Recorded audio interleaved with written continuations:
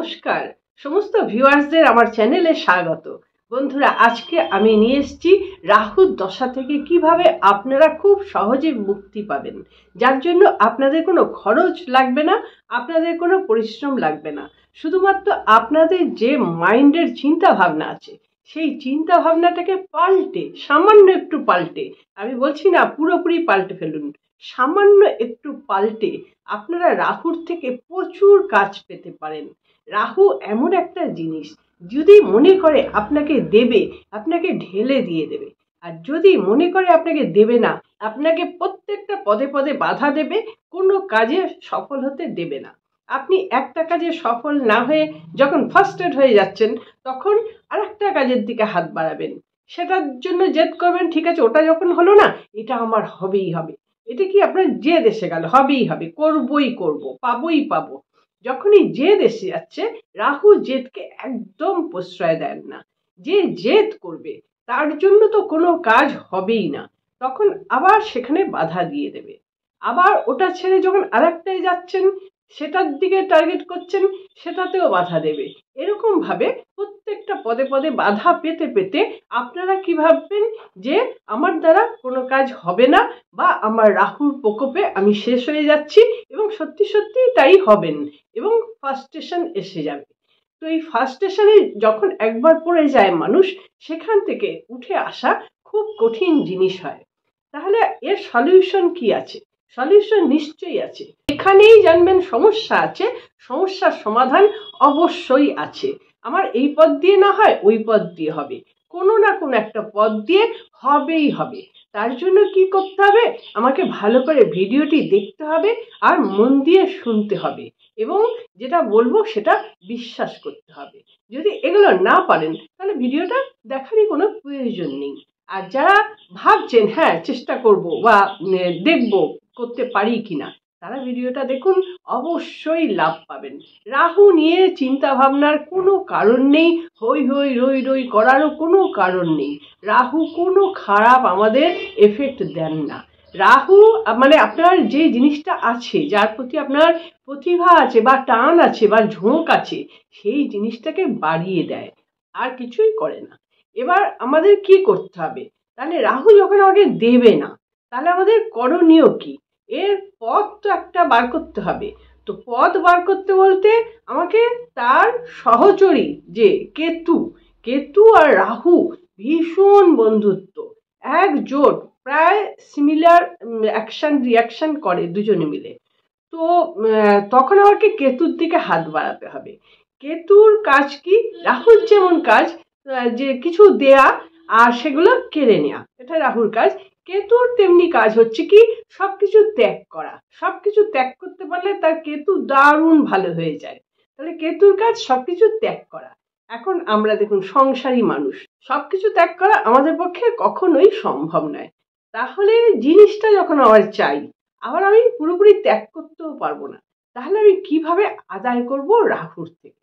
রাহু যদি না চায়, আপনি হাজার চেষ্টা করলেও হবে না, কোনো দিনও হবে না, সেটা জেদ হয়ে যাচ্ছে। এই কথাটা বহু পুরানো কথা, আগেকার দিনের মানুষরা বলতেন, সময় না আসলে কিন্তু তোমার কাজটা হবে না, সময়ে সব বলে দেবে। এখনো তাই বলে, সময়ে সব বলে দেবে, সময় না আসলে হবে না। এই সময়ের জন্য অপেক্ষা করা, এটা কি? এটা তো অ্যাকচুয়ালি আমাদের সেই রাহুকে পেস দেয়াই হয়ে যাচ্ছে, মানেটা একই হয়ে যাচ্ছে, বিভিন্ন সময় বিভিন্ন রকম ভাবে বলা হচ্ছে। তাহলে এখানে আমরা ব্যালেন্স কি করে করব? আমাদের ফার্স্ট কাজটা করতে হবে কি? ব্যালেন্স করতে হবে রাহুর সঙ্গে এবং কেতুর সঙ্গে। তাহলে রাহু এবং কেতু এই দুজনের সঙ্গে আমরা ব্যালেন্সটা কিভাবে করব? তাহলে আমরা একদিকে ধরুন সাপোজ আমি একটা ফ্ল্যাট কিনবো, তো ফ্ল্যাট আমি কিনবো ঠিক করেছি, এই মাসের মধ্যে আমাকে কিনতেই হবে, আমি কিনবই একদম জেদ করছি। রাহু কি করছে? আমাকে নানান রকম কায়দা করে নানান রকম ভাবে ফাঁসিয়ে দিচ্ছে, ফ্ল্যাট কেনা আর হচ্ছে না, সেই টাকাটা আমার অন্যদিকে ব্যয় হয়ে যাচ্ছে, বা মানসিকতার মধ্যে এমন একটা চিড় ধরে যাচ্ছে যেখান থেকে আমি পেরে উঠছি না, এরকম নানান রকম হচ্ছে। তাহলে আমি যখন কিছু দিন ট্রাই করে দেখলাম আমার দ্বারা হচ্ছে না, আর যদি জেনেও যাই রাহুর দশা আছে, যদি নাও জানি, তাহলে আমাকে বুঝে নিতে হবে এখানে রাহুর কোনো হাত আছে যেটা আমাকে হতে দিচ্ছে না। আমরা কি করি, অনেক মানুষের দোষ দিই, ওর জন্য হলো না, তার জন্য হলো না, ওটা হলে সেটা হতো, এরকম করে আমরা দোষ দিই। আসলে কিন্তু ওপরে বসে আছেন যিনি স্পিরিচুয়াল যে শক্তি, সেই শক্তি কিন্তু আমাদের বাধা দিচ্ছে। তাহলে আমরা ধরে নিলাম রাহু আমাদের হতে দিচ্ছে না। তাহলে এই মত অবস্থায় আমাদের কেতু শরণাপন্ন হতে হবে। কেতু শরণাপন্ন হতে গেলে কি করতে হবে? কেতুর নীতি হচ্ছে ত্যাগ করা। তাহলে কিছুটা ত্যাগ করতে হবে। এখন কিভাবে ত্যাগ করব? ফ্ল্যাট কিনবো, আমার প্রয়োজন আছে, সেটা আমি ত্যাগ করব কি করে? ত্যাগ তো করতে পারবো না। তাহলে এখানে আমাকে একটা ডিসিশন নিতে হবে যে ঠিক আছে, আমার এই মাসে হচ্ছে না, বা 2 মাস পরেও হচ্ছে না, ঠিক আছে, তাহলে 6 মাস পরে হোক, বা 1 বছর পরে হোক, বা 2 বছর পরে হোক, ঠিক আছে, হবে, হবে তো নিশ্চয়ই। তাহলে হবে, এই জিনিসটা আমি মাথার মধ্যে জিয়ে রাখলাম, বীজ বপন করে রাখলাম, ফ্ল্যাট আমার চাই চাই, সেই চাইটা এইভাবে সফটনেস ভাবে আমি এটা বললাম, ঠিক আছে হবে, 6 মাস পর হবে কি 1 বছর পর হবে, হবে। তাহলে কি করছি আমি? আবার কেতুর আন্ডারে ঢুকে যাচ্ছি। কেতু ওই যে ত্যাগ, ত্যাগ করলে কেতু তাকে খুব ভালোবাসে, তাহলে ত্যাগের আন্ডারে ঢুকে যাচ্ছি। আমার জেদটা আমি এখানে পুরোপুরি এখান থেকে ঝেড়ে ফেলে দিলাম। হচ্ছে না, হচ্ছে না, তো কি হয়েছে? তাহলে কেতুর আন্ডারে কেতুর নীতি আমি নিয়ে নিলাম, পরে হবে, সময় দিই। তাহলে যখনই আমি এই সময় দিলাম, তখনই আমি কি করলাম, নিজেকে একটা শান্ত পরিবেশের মধ্যে, শান্ত ঘেরাটোপে ঘিরে ফেললাম। নিজের মধ্যে একটা সফটনেস নিয়ে আসলাম, যে আমার জেদ, রাগ, চেষ্টা, চেষ্টা থাকবে, অবশ্যই চেষ্টা থাকবে, কিন্তু ওই যে জেদ, রাগ, এটা আমার থাকলো না। আমি কেতুর খানিকটা খাবলে নিয়ে নিলাম, ওয়েট করছি, এখন ত্যাগ করছি কিন্তু ওয়েট করছি, কিনবো কিন্তু পরে। তাহলে দুটোর মধ্যে আমার ব্যালেন্স এসে গেল। যখনই ব্যালেন্স এসে গেল, এই রাহু কেতুর যোগাযোগটা আমার সামনে দিয়ে বইছে, মানে আমার অরার মধ্যে মিশে যাচ্ছে। সব তো ফ্রিকোয়েন্সি, পৃথিবীর সব কিছু ফ্রিকোয়েন্সি। তাহলে আমি যখন এটা মন থেকে ভেবে নিচ্ছি, মানে অভিনয় করে ভাবছি না, একদম মন থেকে মেনে নিচ্ছি, আজ হলো না, 2 দিন পরে হবে। তার ফলে কি হলো, আমার মাইন্ডটা শান্ত হয়ে গেল, আর আমার অরার মধ্যে এই শান্তির একটা ফ্রিকোয়েন্সি ছড়িয়ে পড়ছে। যখনই আমার মধ্যে শান্তির ফ্রিকোয়েন্সি ছড়িয়ে পড়ছে, তখন রাহু কেতু ব্যালেন্স হয়ে আমার দিকে ধেয়ে আসছে। এবার দেখুন, হয়তো 6 মাসও লাগবে না, হয়তো তার পরের মাসেই রাহু করে দেবে, কোনো না কোনো ভাবে তড়িঘড়ি করে, চলো এক্ষুনি রেজিস্ট্রি করে নিচ্ছি, পরের মাসেই হয়তো হয়ে যাবে। কিন্তু তার আগে আমাকে আমার প্ল্যাটফর্মটা তৈরি করতে হবে। ওই যে একটা সফটনেস আসা নিজের মধ্যে, নিজের শান্ত ভাব আসা, শান্তির ঘেরাটোপে নিজেকে ঘিরে থাকা, এইটা যতক্ষণ আমি না করছি, ততক্ষণ রাহু কিন্তু আমাকে সাহায্য করবে না। তাহলে মনোভাব, এই যে মানসিকতা, মানসিকতাটা যে জেদের মানসিকতা, সেটা থেকে আমাকে সরে আসতেই হবে। সরে আসলেই আমি জিনিসটা পেয়ে যাচ্ছি। আর সরে আসা মানেই আমি কেতুর সঙ্গে সমঝোতা করছি। তাই জন্য দুজনকার সাহায্যে ব্যালেন্স যখন হয়ে যাচ্ছে, তখন আমি জিনিসটা পাচ্ছি। এটা কিন্তু আপনাদের খুব ভালো করে বুঝতে হবে। দেখুন, এক একটা সাবজেক্টের জন্য না এক একটা নাম বলা হয়েছে।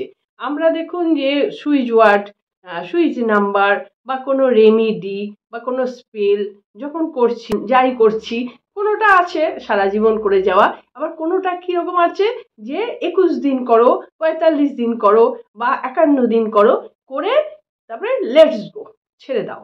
এখানেও কিন্তু সেই একই জিনিসটা আসছে। দেখুন, আমি যে প্রথম দিকে বললাম, রাহুর কাছে যে আমরা যে জেদ ধরছি, ফ্ল্যাটটা আমাকে 1 মাসে কিনতেই হবে, রাহু কিন্তু জেদ ধরলেই রাহু কিন্তু সেটা কেড়ে নেবে, আমাকে দেবে না। তাহলে এখানে সুইচ আর সুইচ নাম্বারগুলো কি করছি, ওই 21 দিন, 35 দিন, 28 দিন, যাই করি না কেন করে আমি লেটস গো করে দিচ্ছি, মানে ওটাকে ত্যাগ করে দিচ্ছি।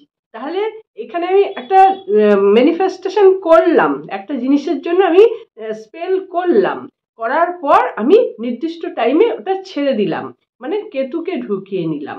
তাহলে রাহু এদিকে থাকলো, আর কেতুর সঙ্গে সমঝোতা করেও আমি এটাকে লেটস গো করলাম, ছেড়ে দিলাম। তাহলে রাহু কেতু দুজনেই কিন্তু থাকলো, আর আমি নিজের মধ্যে শান্ত হয়ে গেলাম। ওইটার মানেটা তাই, ওই যে আমার উতলা ভাব ছিল, আমি ওটা পাবোই পাবোই পাবোই এতদিন ধরে, সেটাকে যখন ছেড়ে দিলাম, তখন আমি ভেবে নিলাম মনের মধ্যে কি, আমি তো করেছি জিনিসটা, ইউনিভার্স আমাকে দেবে, বিশ্বাস রাখতে হবে, ইউনিভার্স আমাকে দেবে, এই বিশ্বাস করে আমি ছেড়ে দিলাম।